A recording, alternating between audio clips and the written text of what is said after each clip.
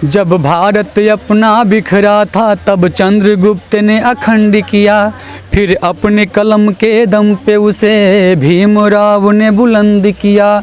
उस देश के कुर्सी पे अब तो ऐसा ठग है बैठा, जो देश को ऐसे बेच रहा कि नाम पड़ा विक्रेता।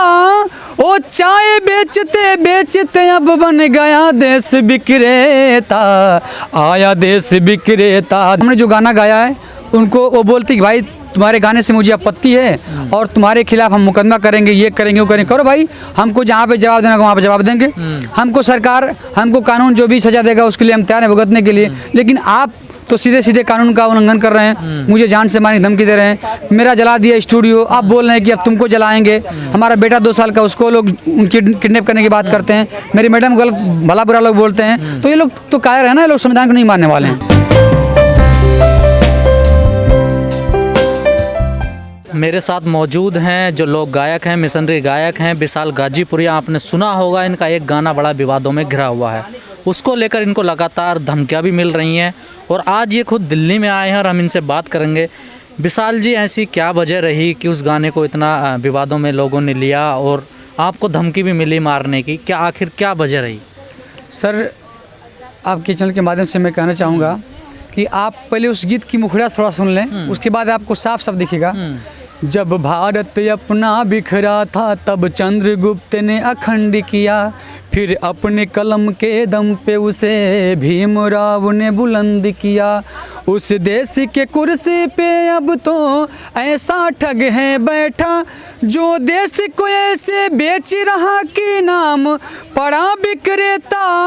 ओ चाय बेचते बेचते अब बन गया देश विक्रेता, आया देश विक्रेता। देखो आया देश विक्रेता। हमने किसी इस गाने में किसी शब्द में ऐसा कोई नहीं है कि जिससे आपत्तिजनक शब्द हो, लेकिन लोगों को लगा कि हाँ यार देश को बेच रहे हैं, उनको बुरा लगा। लेकिन साहब जी, मुझे उसका कोई वो नहीं है। मैं तो गाने वाला जो शब्द था मैं गा दिया हूँ। उनको अच्छा लगे या बुरा लगे वो उनके पर निर्भर करता है। अगर बुरा उनको लगता है तो उसके लिए कानूनी प्रक्रिया उनको अपनानी चाहिए। लेकिन उन लोगों ने साफ साफ जो है कि इस कानून का उल्लंघन किया, मुझे जान से मारने की धमकी दिया, मेरा स्टूडियो जलाया उन लोगों ने। मुझे अभी तक लोग मुझे ढूंढ रहे हैं मारने के लिए। लेकिन मैं बाबा साहब डॉक्टर अम्बेडकर का वंशज हूँ, मैं कभी पीछे नहीं आ सकता हूँ, क्योंकि मैं जीऊँगा समाज के लिए, मरूंगा समाज के लिए साहब जी। अब मैं सच्चाई गाता रहूँगा। अगर किसी को किसी गाने से कोई दिक्कत है तो उन्हें पुलिस में जाना चाहिए, FIR कराना चाहिए। लेकिन उन्होंने ऐसा नहीं किया, आपको धमकी दिया। हाँ बिल्कुल धमकी दिया। लेकिन वो लोग कायर है ना, वो लोग तो संविधान का सहारा लेंगे नहीं, वो कायरता दिखाएंगे। तो लेकिन हम लोग बाबा साहब के डॉक्टर अम्बेडकर के वंशज हैं, हम लोग संविधान को फॉलो करते हैं, संविधान के तहत काम करना चाहते हैं। हमको भी आज़ादी, अभिव्यक्ति आज़ादी है, बात करने का, गाने बजाने का हमने गा दिया है। बाकी जो सच्चाई है उसको हमने रखा है समाज में। तो क्या लगता है ये लोग कानून को मानने वाले नहीं है अगर इस प्रकार की घटनाएं करते हैं? कहा जा रहा है कि आपका स्टूडियो भी जला दिया। साफ साफ दिख रहा है। अगर वो कानून को मानते तो हमने जो गाना गाया है उनको वो बोलती कि भाई तुम्हारे गाने से मुझे आपत्ति है और तुम्हारे खिलाफ हम मुकदमा करेंगे, ये करेंगे वो करेंगे। करो भाई, हमको जहाँ पे जवाब देना वहाँ पे जवाब देंगे। हमको सरकार, हमको कानून जो भी सजा देगा उसके लिए हम तैयार हैं भुगतने के लिए। लेकिन आप तो सीधे सीधे कानून का उल्लंघन कर रहे हैं, मुझे जान से मारने की धमकी दे रहे हैं, मेरा जला दिया स्टूडियो। आप बोल रहे हैं कि अब तुमको जलाएंगे। हमारा बेटा 2 साल का, उसको लोग किडनैप करने की बात करते हैं। मेरी मैडम गलत भला बुरा लोग बोलते हैं। तो ये लोग तो कायर है ना, ये लोग संविधान को नहीं मानने वाले हैं। लेकिन ऐसी घटनाएं तो कई सामने आई हैं, जैसे पद्मावत मूवी को लेकर भी लोगों ने विरोध किया। आए दिन ऐसी चीज़ें विरोध होती रहती हैं, तो ये तो कोई नई बात नहीं है ना, ऐसे तो लोग बोलते हैं ना सबको। देखिए सर, तो ये तो नई बात नहीं है, तो लेकिन इस बात को हम लोग को समझना पड़ेगा। हम निवेदन करते हैं कि इस देश के सभी लोगों से कि आप लोग संविधान को समझने का प्रयास करें और इस देश का जो है कि जो हमारा सत्ताधारी जो सरकार है, जिस प्रकार से हमारी संपत्ति को उथल पुथल कर रही है, उसको आप लोग बचाएं और तब जा कर के हम लोग का मान सम्मान बचेगा। क्या मानते हैं यूपी में जो अपराधी हैं, इस प्रकार के जो एक्टिविटी करने वाले जो लोग हैं, क्या उन्हें सरकार का या कानून का कोई डर नहीं रहता है? गुंडा राज आ गया साहब जी, गुंडा राज आ गया है यूपी में। ये गुंडा राज हो गया है। आप देख रहे हैं कि लोग बोलते हैं कि बेटी पढ़ाओ, बेटी को बढ़ाओ, बेटी बचाओ, लेकिन सीधे उसका विपरीत हो रहा है साहब जी। हमारे उत्तर प्रदेश में जितना आए दिन घटना घट रही हैं वो छिपी नहीं है साहब जी। रोज़ हमारी बहन बेटियों के साथ बलात्कार हो रहा है, हमारी बहन बेटियों को न्याय नहीं मिल पा रहा है। और आज हम लोग गाना गा दिए तो हम लोग को भी लोगों ने, गुंडा तबके के लोग मुझे जान से मारने की धमकी दे रहे हैं। तो आप क्या चाहते हैं? आप क्या आपको सिक्योरिटी दी जाए? जी, मैं सरकार से निवेदन करता हूँ कि सरकार अगर संविधान को दिल से मानता है, संविधान को चलाने वाले जो सरकार हैं उनसे निवेदन करते हैं कि जिस प्रकार संविधान के वजह से आज प्रधानमंत्री बने, राष्ट्रपति बने, मुख्यमंत्री बने, ऐसे लोग मुझे सुरक्षा मुहैया करावें और हमारी जो ये गीत है उसको आप सुने और उसको जो कि न्याय दिलाएं। और हम लोगों से निवेदन करते हैं कि मुझे जो कि सपोर्ट करें, आर्थिक भी सपोर्ट करें, क्योंकि हम लोग एक सामाजिक कलाकार हैं और हम लोग जो है कि लगातार संघर्ष करते रहे। तो निवेदन करते हैं कि आप लोग हमारे वीडियो के माध्यम से देखे भी होंगे कि हमारे किस प्रकार से घर द्वार है और मैं कैसे रहता हूं।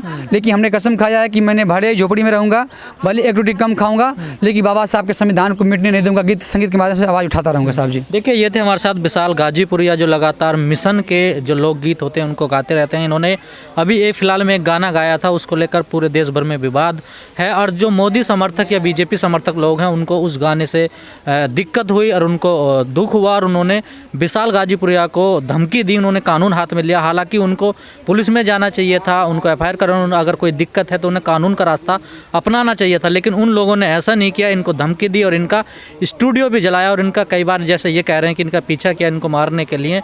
तो इस प्रकार की उन लोगों ने घटना की। उन्हें कानून के दायरे में रहकर सारे काम करने चाहिए। हम जैसे मदद कर रहे हैं, हमारी भी किसी ने मदद करी थी। हम जब वकील बने हैं, काला कोट पहन के बने, हमारी भी किसी ने मदद करी थी। बाबा साहब ने मदद करी, मानव काशीराम साहब आप पे आए। ऐसे ही हमारी ड्यूटी बनती है कि जितने लोगों की मदद करते हैं तो करें, क्योंकि एक दूसरे की मदद करने से ही बात बन पाएगी। आपका बिल्कुल बाजी जवाब है। जो लोग बहुत टैलेंट है गांव के अंदर, उसको भी निकालना चाहिए, मदद करना चाहिए। मदद तो यही है ना।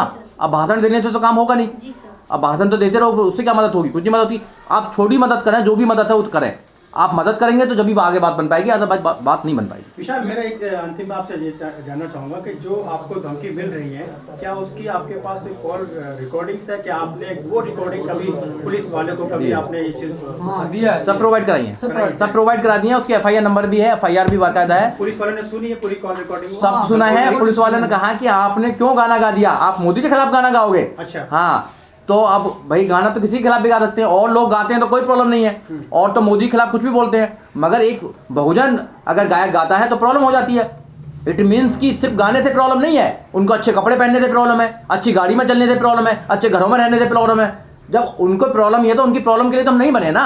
आप बताइए, इनका क्या, इनका दोष सिर्फ ये है कि बहुजन समाज से बिलोंग करते हैं। अगर यही कहीं अगर ब्राह्मण से बिलोंग करते, किसी और जाति से बिलोंग करते, तो कोई कुछ कहने वाला नहीं था। तो इनको दबा लीजिए कि और गाना ना गाएं। तो उनकी आवाज़ में दबने वाले लोग नहीं हैं हम बाबा साहब डॉक्टर अम्बेडकर के मानने वाले लोग हैं, उनके वंशज हैं। हम इस देश के अंदर जो गलत है गलत को गलत कहेंगे, सही को सही कहेंगे, ये हमारा काम है। एक सवाल है, जैसे कि जो हमारी बहुजन महिलाएं हैं, उनको क्या संदेश देना चाहेंगी, जैसे कि आप गायक हैं? हमारे जितने भी समाज में सिंगर हैं या स्पीच के माध्यम से कुछ समाज में करना चाहते हैं, बाबा साहब ने सबसे पहले प्राथमिकता महिलाओं को दी है। बाबा साहब ने सबसे पहले प्राथमिकता महिलाओं को दिए हैं। और हमारे आज मुझे ही उदाहरण ले लीजिए कि मैं आज कुछ भी गा बजा रही हूँ तो बाबा साहब की देन से। तो मेरा सभी महिलाओं से निवेदन है कि आज हम अकेले गा रहे हैं और बहुत सारे सिंगर हैं, तो हमारे जितने भी सिंगर हैं महिलाएं, अगर वो गाना गाना चाहती हैं, स्पीच के माध्यम से कुछ करना चाहती हैं तो करें, क्योंकि हमारा समाज हमारे साथ है। जब ये गाना आपने गाया था, आपको आगाह किया गया था कि इस गाने को आप प्रदर्शित ना करें, क्योंकि कहीं ना कहीं ये भविष्य में आपको दिक्कत देगा। ये तुरंत गाना रिकॉर्ड होने के 1-2 दिन बाद जब हमारी बात हुई थी, तो मैंने आपको आगाह किया था, उसके बावजूद भी आपने इस गाने को रिलीज किया। क्यों डर नहीं लगा? डर किस बात की सर? जब बाबा साहेब जब अकेले थे उस समय, तो इन लोगों से कभी डरे नहीं। वो लगातार सारे जो लोगों का कहना है कि ये आपने जानबूझ के किया है सर। क्या? नहीं, ऐसी बात नहीं सर। हमने जो किया है, गाना जानबूझ के किया कि मैं इस देश की संपत्ति के साथ खिलवाड़ नहीं होने देंगे, क्योंकि देश के नागरिक हैं। मैंने जो गाना गाया है सच्चाई पूरा है, किसी के नाम नहीं लिया है। और इस गाने से लोगों को दिक्कत हो रही तो लोग बोलेंगे कि नहीं ऐसे किया वैसा किया। लोग स्पीच के माध्यम से तो उनको डायरेक्ट गाली दे रहे हैं और बहुत सारे उनका पुतला जलाया जा रहा है। आखिर में यही है मेरी कि आप लोग सब लोग यहाँ पर आए, आपका बहुत बहुत धन्यवाद। और इनको सहयोग भी करें, समाज से गुजारिश है मेरी कि जो भी सहयोग कर सकते हैं, जो भी आप कर सकते हैं, इनको सहयोग करें।